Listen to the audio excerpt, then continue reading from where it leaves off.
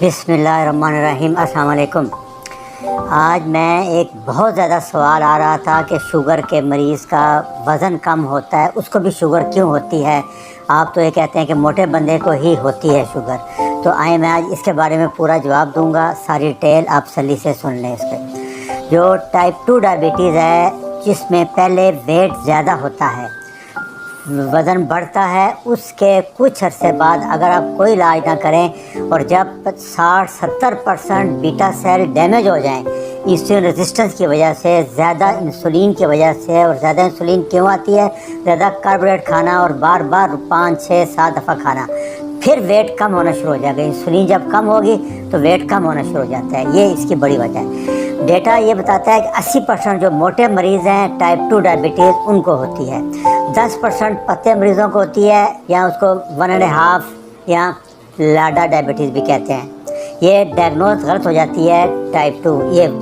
और उसके बाद 10% लोग हैं जो उनको टाइप 1 वाले हैं होते हैं, जो कि बहुत कम वेट, पतले होने से या शुगर के सिम्टम आने से डायग्नोज होते हैं। जैसे सारे सिम्टम हैं, भूख लगना, पेशाब बार बार आना, वज़न कम हो जाना, खारिश शुरू हो जाना, ये सारे टाइप 1 डायबिटीज़ में सिम्टम होते हैं। और ये छोटे बच्चों को, टाइप 1 का मरीज़ हमेशा इस दुबला पतला होगा बच्चे। क्यों? कि इंसुलिन मसल भी बिल्ड करती है और फैट भी बढ़ाती है, ये ध्यान में रखना है। तो टाइप 1 में इंसुलिन बिल्कुल नहीं होती, इसे फैट भी बिल्कुल नहीं होगा और पट्ठे भी सारे खाए जाएंगे। ये इसकी क्लासिक पहचान होती है। कपड़े खुले होने शुरू हो जाएंगे, छोटे बच्चे होंगे, बिल्कुल वेट कम होना शुरू हो जाएगा। ये टाइप 1 की पहचान है। या टाइप 2 जब 10-15 साल बाद कंट्रोल ना हो, आप कोई दवाई ना लें और पेंक्रियाज बीटा सेल डैमेज हो जाएं, फिर वेट कम होना शुरू होता है। 10 से 15% लोगों में होता है। तो इंसुलिन का फंक्शन फिर मैं बता दूं कि आप जब ग्लूकोज ज़्यादा खाएंगे, शुगर खाएंगे, इंसुलिन आएगी। तो इंसुलिन शुगर को फैट में, पहले ग्लाइकोजन में कन्वर्ट करेगी और फिर फैट में कन्वर्ट कर देगी। और उसके बाद जब बिल्कुल 5-10 साल बाद पेंक्रियाज डैमेज होना शुरू हो जाएगा, फिर आपको शुगर हो जाएगी, डायबिटीज़ टाइप 2 डायग्नोज हो जाएगी। ये इसका प्रोसेस है। ये देखें, सबसे ज़्यादा इंसुलिन को स्पाइक करता है वो कार्बोहाइड्रेट करता है, उसके बाद प्रोटीन है, और ये फैट सबसे कम करता है। तो यही वजह है कि प्रोटीन के लिए भी, मसल डेवलप करने के लिए भी इंसुलिन चाहिए। अमीनो एसिड को मसल के अंदर ले जाने के लिए भी इंसुलिन चाहिए। इसलिए आप देखा आजकल बॉडी बिल्डर सारे इंसुलिन यूज़ कर रहे हैं ताकि मसल का बल्क बढ़े।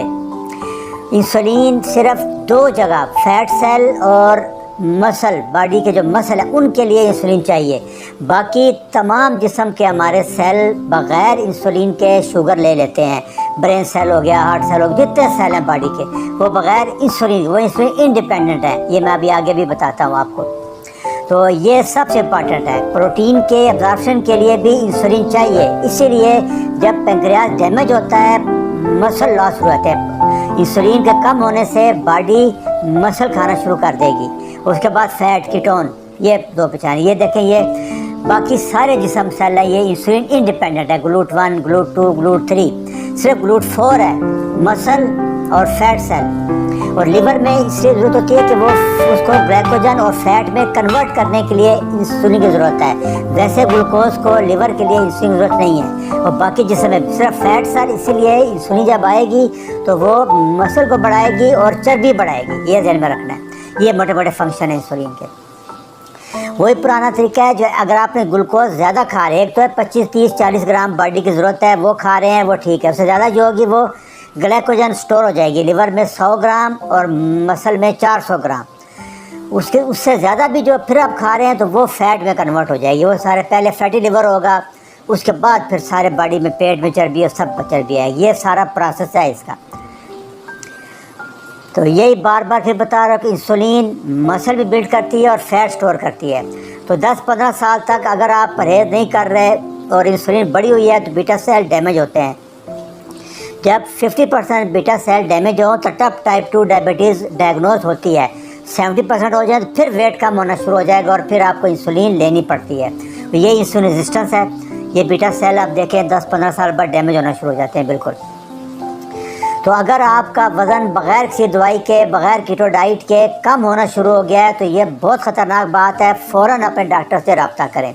ये ख़तरनाक है बहुत ज़्यादा। मेरे एकदम बग़ैर किसी चीज़ के, ना एक्सरसाइज कर रहे हैं, ना डाइटिंग कर रहे हैं, तो ये ख़तरनाक। इसका मतलब है कि आपके बड़ी वजह इंसुलिन शुगर बता रहा हूँ, और वजह भी है, वो भी मैं आपको बताता हूँ।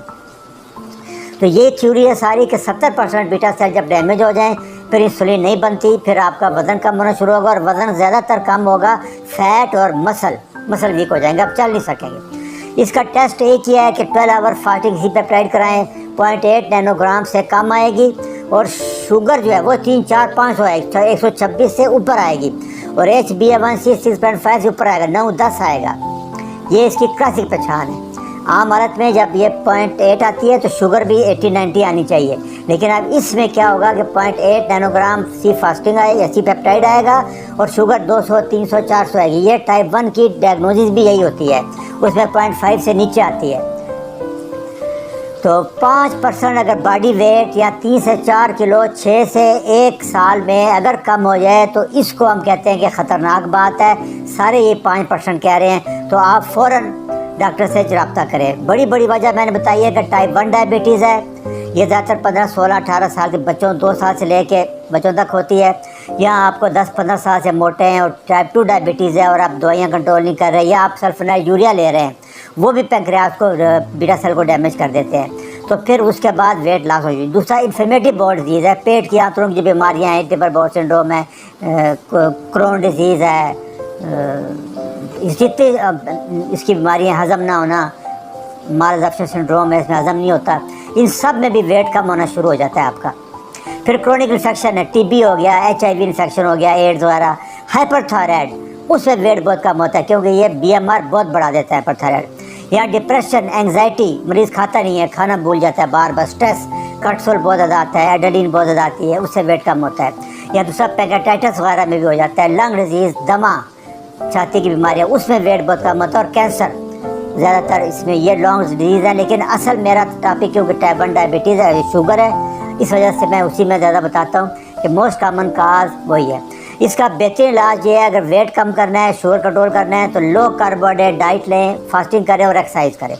ये फास्ट फूड बिल्कुल नहीं लेना, इसको छोड़ देना, इससे कभी वज़न कम नहीं होगा, कभी आपकी शुगर रिवर्स नहीं होगी। ये नॉर्मल हेल्दी कीटो डाइट है, आपने ये लेनी है, और एक्सरसाइज है, ये मस्ट है। ये देखे कोई बहाना नहीं चाहिए एक्सरसाइज। लोग कहते हैं जी जिम नहीं है, ये देखे जिम नहीं है, घर में बच्चों को बिठा के डंड लगाना शुरू कर दिया।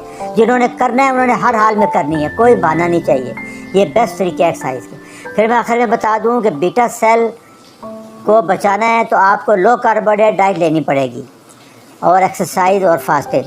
और अगर 70% से ज़्यादा डैमेज है और 0.8 से कम आ रहा है सी पेप्टाइड टेस्ट, तो फिर आपको बेसल बोलस इंसुलिन रजीम स्टार्ट करनी चाहिए, नहीं तो आपके पट्टे सारे खाए जाएंगे और बहुत ज़्यादा डैमेज नुकसान। ये लेक्चर 76 में आप सुन लें। कोशिश करें कि वेट ट्रेनिंग से दोबारा डेवलप करें मसल को बेस्ट, और हाई प्रोटीन डाइट लें। तो सी पेप्टाइड ये 3-6 महीने करने के बाद दोबारा चेक कराएं, अगर रिवर्स हो रहा है तो बेस्ट है, नहीं तो फिर ये इंसुलिन सारी उम्र आपको लो कार्ब डाइट, इंसुलिन और एक्सरसाइज पर रहना पड़ेगा। ये इसका असर है। अच्छा जी, अल्लाह हाफिज़।